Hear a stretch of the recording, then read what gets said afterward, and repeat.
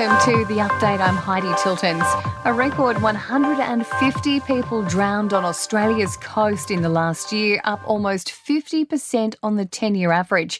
The 2024 Coastal Safety Report is putting the soaring numbers down to an increase in swimmable days and a lack of awareness of the dangers of rips. Surf Lifesaving New South Wales Chief Stephen Pearce says the majority of drownings occurred outside patrolled areas. That's anywhere outside of those red and yellow flags. So this year, obviously, we'll be implementing a lot of initiatives to try and address that and curtail this drowning toll, which was just extraordinarily high last year and devastating for those families that were involved in those. Victoria's government insists it's open to hosting a weapons expo again, despite the event being overshadowed by violent demonstrations.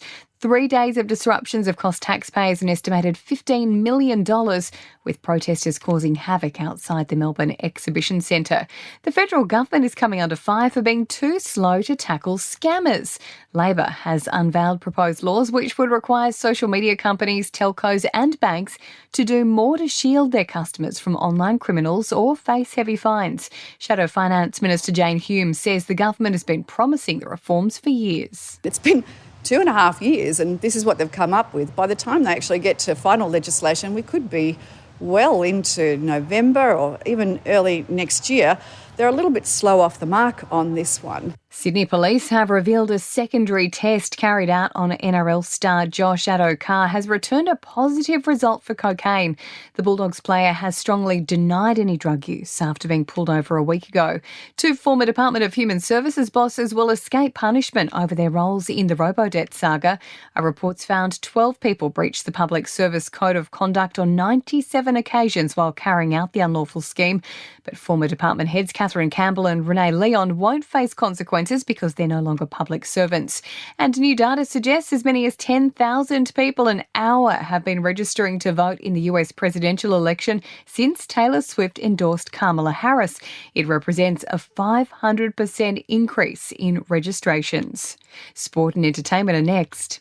In sport, Australia takes on England in the second men's T20 international in the early hours of tomorrow morning.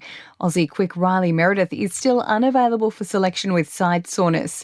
Carlton AFL star Charlie Curnow will undergo surgery on an ankle injury. He's expected to be able to rejoin training when pre-season resumes in December. And NRL great Paul Gallen is confident his former team has what it takes to rock the Storm's grand final chances. The Sharks will head to Melbourne tomorrow to face the ladder leaders in a qualifying final. In entertainment news, Britney Spears has given a shout out to Sabrina Carpenter after she paid homage to the pop icon at yesterday's VMAs. I forget I'm famous sometimes. I'm kind of old, but I thought it was kind of cool. The Sabrina girl, Carpenter. Britney was nominated in the most iconic performance category but decided to skip the New York event, saying she watched clips on YouTube instead. Dua Lipa has announced an Aussie tour, but many fans have taken to social media to vent their disappointment. She's snubbed Brisbane and Perth. The 29-year-old star will perform in Melbourne and Sydney in March before taking the tour around the globe. And Nicole Kidman has posted a heart-wrenching tribute to her mum a week after announcing the 84-year-old's death. The Aussie actress posting never-before-seen photos of the matriarch, thanking fans for their support and their condolences. And that's the latest from the Nova Podcast News team, but we'll see you tomorrow morning for another episode of The Update.